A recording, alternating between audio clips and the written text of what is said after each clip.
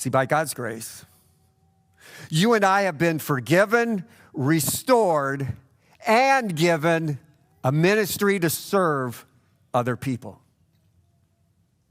Okay?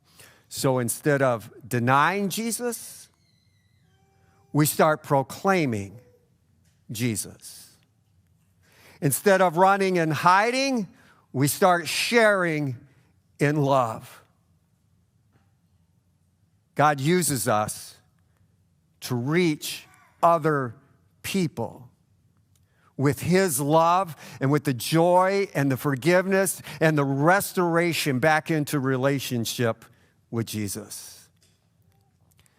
Like Peter, God has made us to reach one more for Jesus.